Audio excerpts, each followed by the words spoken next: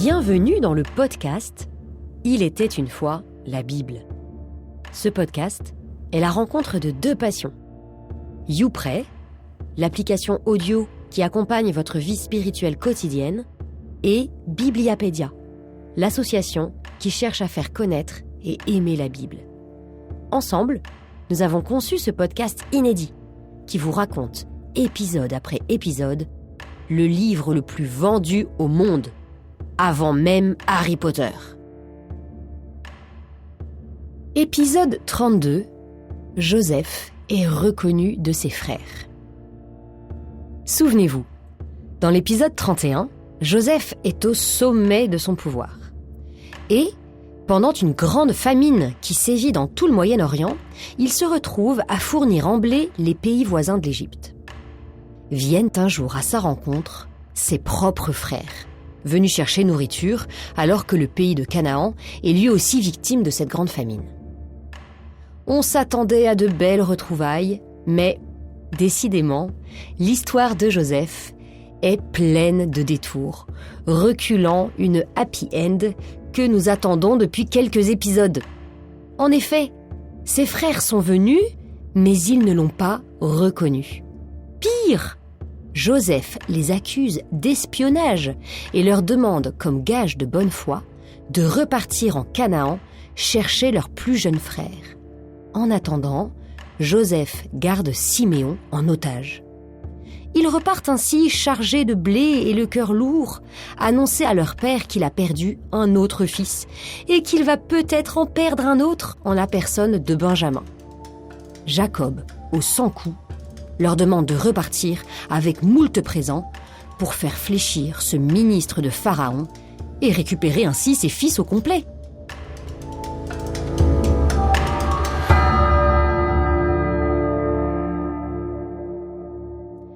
On assiste donc à un deuxième départ de la tribu d'Israël pour l'Égypte. Je lis. Les hommes prirent avec eux le présent et la double somme d'argent. Ils emmenèrent aussi Benjamin, descendirent en Égypte et se présentèrent devant Joseph. Apercevant Benjamin avec eux, Joseph dit à son intendant : « Fais entrer ces hommes dans la maison. Ils mangeront avec moi ce midi. » L'intendant fit entrer les hommes dans la maison. Alors Joseph, dans sa sagesse, sait qu'une réconciliation prend du temps. C'est un peu comme dans Le Petit Prince. Il fait un pas vers ses frères, il les invite à déjeuner. Mais il garde une certaine distance. Il passe par l'intermédiaire de l'intendant, comme il l'avait fait avec l'interprète. Et il a raison, car les frères, eux, ils ne sont pas prêts pour la réconciliation. Je continue. Ceux-ci eurent peur, car on les faisait entrer dans la maison de Joseph. Ils se disaient : « C'est à cause de l'argent remis dans nos besaces la fois passée. C'est pour cela qu'on nous amène ici. Ils vont se ruer sur nous, tomber sur nous, nous garder comme esclaves avec nos ânes. » Ils s'approchèrent de l'intendant de Joseph et lui parlèrent à l'entrée de la maison en disant : « Pardon, mon Seigneur, nous sommes déjà descendus une première fois pour acheter de la nourriture. Or, quand nous sommes arrivés à l'étape et avons ouvert nos besaces, chacun a retrouvé son argent sur le dessus de sa besace. La somme exacte, nous la rapportons avec nous. Et nous sommes descendus avec une autre somme d'argent pour acheter de la nourriture. Nous ne savons pas qui avait remis notre argent dans nos besaces. » L'intendant répondit : « Soyez en paix. N'ayez pas peur. C'est votre Dieu, le Dieu de votre père, qui a caché un trésor dans vos besaces. Votre argent m'était bien parvenu. » Et il leur relâcha Siméon. Alors, le mot paix, qui se dit shalom, et qui peut se traduire aussi par portez-vous bien, il est très important. Quand a-t-il été utilisé dans l'histoire de Joseph ? Souvenez-vous. C'est quand Jacob envoie en mission son fils Joseph auprès de ses frères au début de l'histoire, quand il lui dit « Va leur apporter la paix ». Au passage, on remarque aussi que l'Égyptien, qui est théoriquement païen, est un homme qui connaît Dieu. Je continue. L'homme les fit entrer dans la maison de Joseph. Il leur apporta de l'eau et ils se lavèrent les pieds. Puis il donna du fourrage à leurs ânes. Ils préparèrent le présent en attendant l'arrivée de Joseph pour midi, car ils avaient appris qu'ils prendraient là leur repas. Joseph entra dans la maison et ils lui offrirent le présent qu'ils tenaient entre les mains. Puis ils se prosternèrent devant lui jusqu'à terre. Joseph leur demanda comment ils allaient. Ça se dit shalom dans le texte. Et il ajouta : « Comment va votre vieux père ? Là aussi, encore shalom, dont vous m'aviez parlé. Est-il toujours en vie ? » Ils répondirent : « Ton serviteur, notre père, se porte bien. » J'insiste, ça se dit encore shalom dans le texte. « Il est toujours en vie. » Puis ils s'inclinèrent et se prosternèrent. Voilà, toujours ce mot shalom qui revient. Sans comprendre la véritable question qui est posée, les frères répondent pourtant correctement. Effectivement, leur père a fait un pas vers la réunification avec ses fils, puisqu'il a accepté de laisser partir Benjamin avec ses frères. Continuons cette entrevue. Joseph leva les yeux et aperçut son frère Benjamin, le fils de sa mère. Il dit : « Est-ce lui, votre plus jeune frère, celui dont vous m'aviez parlé ? » Puis il ajouta : « Dieu te prenne en grâce, mon fils. » Alors ici, Joseph est à 2 doigts d'être démasqué. Est-ce que vous savez pourquoi ? En fait, il est tellement heureux de voir son petit frère qu'il a failli prononcer son nom. En effet, quand il dit « mon fils » en hébreu, il dit « béni », car ça se dit comme ça. Et en fait, béni, ce sont aussi les 3 premières lettres du prénom Benjamin. Donc il a failli prononcer le prénom de Benjamin. Ému jusqu'aux entrailles à la vue de son frère, Joseph chercha en toute hâte un endroit pour pleurer. Il entra dans sa chambre et là, il pleura. Il se lava le visage et ressortit. Il se domina et dit : « Servez le repas. » On le servit à part, on les servit à part eux aussi, et on servit à part les Égyptiens qui mangeaient chez lui. Car les Égyptiens ne peuvent prendre un repas avec les Hébreux. Ce serait une abomination pour les Égyptiens. Faisons un petit exercice de logique. Sachant que les Égyptiens ne mangent pas avec les Hébreux et que Joseph est servi à part, est-ce que on ne peut pas déduire la nationalité de Joseph ? Joseph place ici un petit indice sous les yeux de ses frères pour continuer à préparer leur réveil fraternel. Il va même donner 3 autres indices. Voici le deuxième. Les Hébreux furent placés devant Joseph par rang d'âge, depuis l'aîné, selon son droit d'aînesse, jusqu'au plus jeune. Et ils se regardaient l'un l'autre avec étonnement. Alors, autre exercice de logique. Sachant que les frères ont été placés par ordre d'âge et que seul quelqu'un qui connaît la famille peut faire cela, eh bien, qui connaît la famille ? Eh bien oui, c'est Joseph. 3e indice. Je lis. Puis Joseph leur fit servir des portions de ce qui était devant lui. En effet, que peut représenter le fait que Joseph partage son repas avec les frères, surtout que normalement, un Égyptien aurait honte de partager son repas avec des Hébreux ? Oui, c'est encore un indice pour leur faire comprendre qu'ils sont frères. Et voici le 4e indice. Et la portion de Benjamin était 5 fois plus copieuse que celle de tous les autres. Alors ici, sachant que Benjamin a été traité comme le chouchou, qui pourrait être le personnage hébreu faisant partie de la famille qui est derrière tout cela ? Eh bien oui, c'est bien Joseph. Mais décidément, les frères sont aveuglés. D'ailleurs, le texte nous dit ensuite « Ils burent et ils s'enivrèrent avec lui ». Voilà, les frères de Joseph sont contents, ils boivent, mais ils n'ont rien compris. Joseph va donc devoir inventer autre chose pour ouvrir les yeux de ses frères. Nous passons là au chapitre 44 de la Genèse. Joseph donna ses ordres à son intendant. Remplis de nourriture les besaces de ses hommes et remets l'argent de chacun sur le dessus de la besace. Vous le voyez, du point de vue de Joseph, ses frères n'ont donc toujours pas réglé leur dette à son égard. Je continue. Puis ma coupe, la coupe d'argent, tu la mettras sur le dessus de la besace du plus jeune, avec l'argent de son blé. Il fit ce que Joseph lui avait dit. Aux premières lueurs du matin, on renvoya ses hommes avec leurs ânes. Comme ils étaient sortis de la ville, mais n'étaient pas encore loin, Joseph dit à son intendant « Debout, poursuis ces hommes, et tu leur diras « Pourquoi avez-vous rendu le mal pour le bien ? N'y a-t-il pas ici cet objet dont mon maître se sert pour boire et pratiquer la divination ? C'est très mal ce que vous avez fait. » L'intendant les rattrapa et leur répéta ces paroles. Ils répondirent « Loin de tes serviteurs d'avoir agi de cette façon. Celui de tes serviteurs que l'on trouvera en possession de cet objet, il mourra, et nous-mêmes, nous deviendrons esclaves de mon Seigneur. » Vite, chacun déposa sa besace à terre et l'ouvrit.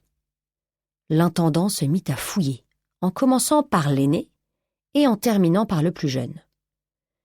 Et l'on trouva la coupe dans la besace de Benjamin. On commence ici à comprendre un peu mieux le but de Joseph. Il offre là aux frères une occasion en or de se débarrasser à nouveau du chouchou. C'est lui le coupable dans l'affaire. Vont-ils faire comme avec Joseph, ou bien est-ce que leurs cœurs ont changé et est-ce qu'ils vont se soutenir entre eux? Vous allez voir que c'est plutôt la deuxième réponse. Écoutez. Ils déchirèrent leurs vêtements. Chacun rechargea son âne et ils retournèrent en ville. Vous le voyez, ils choisissent la solidarité. Et les vêtements continuent de trinquer un peu, comme toujours dans l'histoire de la famille de Joseph.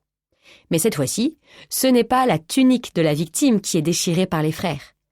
Au contraire, ce sont leurs propres vêtements. Judas et ses frères arrivèrent à la maison de Joseph. Il y était encore. Ils se jetèrent devant lui, face contre terre. Joseph leur dit « Qu'avez-vous donc fait ? Ne saviez-vous pas qu'un homme comme moi pratique la divination ?» Toujours selon la même technique, Joseph continue à donner des indices. Je traduis ici un peu la phrase. « Si je pratique la divination, je sais que vous n'êtes pas des voleurs, mais je sais aussi qui vous êtes et le mal que vous avez fait à votre frère il y a des années. » Donc c'est à double tranchant. Judas répondit. « Qu'allons-nous pouvoir dire à mon Seigneur ? Quelle justification avancer ? Dieu a trouvé que tes serviteurs étaient en faute. Nous serons donc les esclaves de mon Seigneur, nous et celui qui a été trouvé en possession de la coupe. » Encore une fois, c'est Judas qui prend la parole. Et cette fois-ci, le miracle que l'on n'espérait plus se produit enfin. Car qu'est-ce que Judas vient d'avouer au nom de ses frères ? Qu'ils sont en faute. Et Judas lui-même propose comme châtiment la même chose que ce qui est arrivé à Joseph.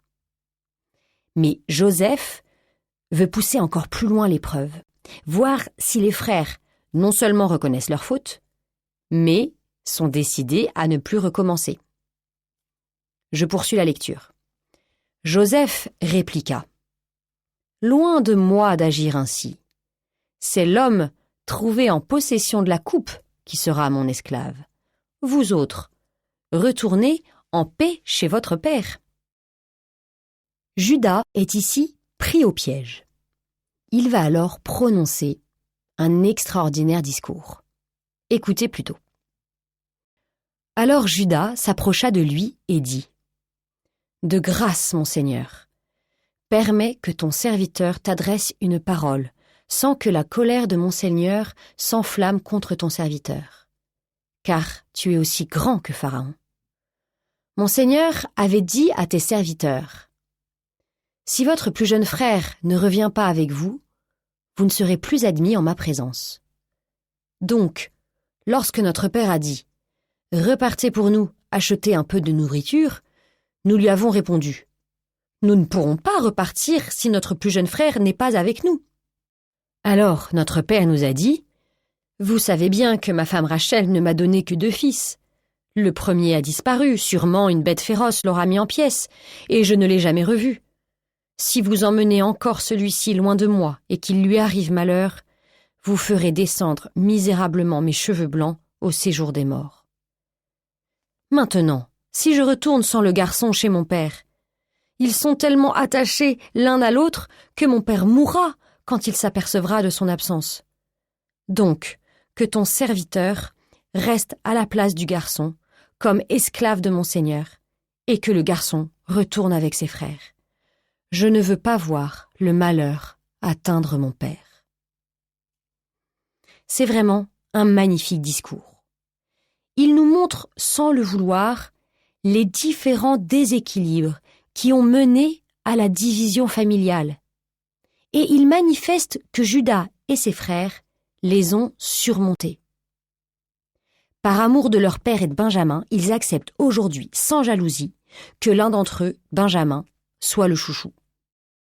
Juda est même un frère qui veut donner sa vie à la place de son frère.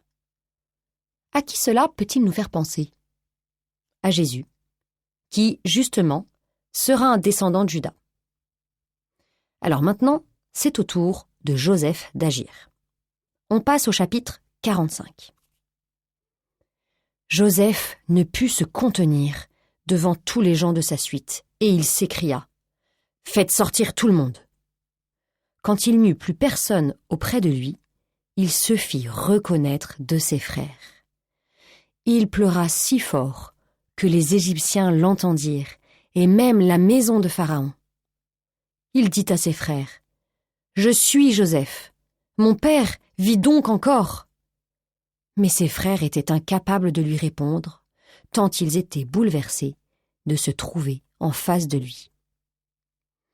Alors évidemment, c'est stupéfiant pour les frères qui, malgré tous les indices donnés par Joseph, ne s'attendaient pas du tout à cela. Joseph va alors interpréter ce qui s'est passé comme il avait appris à interpréter les rêves pour leur faire découvrir la providence de Dieu qui a agi à travers leurs actions, même si elles étaient mauvaises. Écoutez. Alors Joseph dit à ses frères : « Approchez-vous de moi. » Ils s'approchèrent et il leur dit : « Je suis Joseph, votre frère que vous avez vendu pour qu'il soit emmené en Égypte. Mais maintenant, ne vous affligez pas et ne soyez pas tourmentés de m'avoir vendu. Car c'est pour vous conserver la vie que Dieu m'a envoyé ici avant vous. Voici déjà 2 ans que la famine sévit dans le pays, et 5 années passeront encore sans labour ni moisson. Dieu m'a envoyé ici avant vous, afin de vous maintenir en vie, en prévision d'une grande délivrance. » Je trouve cette explication magnifique. Elle nous apprend que toute l'histoire des hommes est au final dans la main de Dieu. Et puis, Joseph n'insiste pas sur leur faute. Il montre plutôt le résultat positif de cette faute. C'est très mystérieux. Comment un péché impardonnable peut devenir une occasion de salut. Dieu parvient toujours à faire sa volonté malgré nos péchés. Je continue. Dépêchez-vous de retourner chez mon père pour lui dire : ainsi parle ton fils Joseph. Dieu m'a élevé au rang de maître de toute l'Égypte. Rejoins-moi. Tu habiteras le pays de Goshen et tu seras près de moi, toi, tes fils, les fils de tes fils, ton petit et ton gros bétail, tout ce qui t'appartient. Là, je veillerai à ta subsistance, car il y aura encore 5 années de famine. » Il se jeta au cou de son frère Benjamin et pleura. Et Benjamin pleura dans ses bras. Il embrassa tous ses frères en les couvrant de larmes.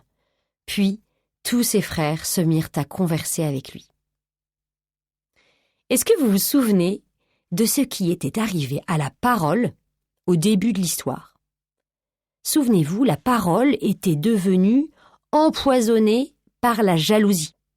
Dans Genèse, au chapitre 37, il est dit « Il ne pouvait plus lui parler sans hostilité ». Ici, on le voit, la parole est enfin libérée de ce poison de la jalousie. Je continue. La rumeur se répandit dans la maison de Pharaon. On disait « Les frères de Joseph sont arrivés ». Pharaon et ses serviteurs virent cela d'un bon œil. Pharaon dit à Joseph « Dis à tes frères, au pays d'Égypte, procurez-vous des chariots pour vos jeunes enfants et vos femmes. Amenez votre père et revenez. Ce qu'il y a de mieux dans tout le pays d'Égypte vous appartiendra. » Joseph leur avait dit « Ne vous disputez pas en chemin. » Regardez, même les Égyptiens montrent qu'ils ne sont pas jaloux. Et Joseph précise qu'il ne faudrait pas que les frères gâchent tout en étant les seuls à se disputer. On assiste donc au deuxième retour du peuple d'Israël en Canaan. Ils remontèrent donc d'Égypte et arrivèrent au pays de Canaan chez leur père Jacob. Ils lui annoncèrent la nouvelle.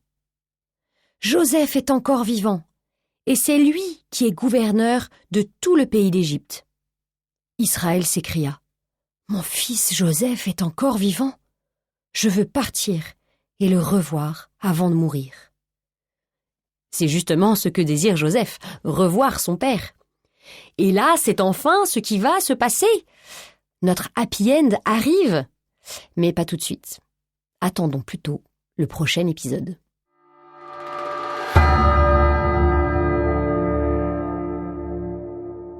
Merci d'avoir écouté cet épisode jusqu'au bout.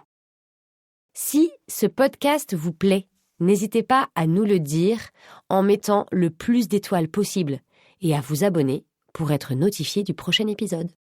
À très bientôt.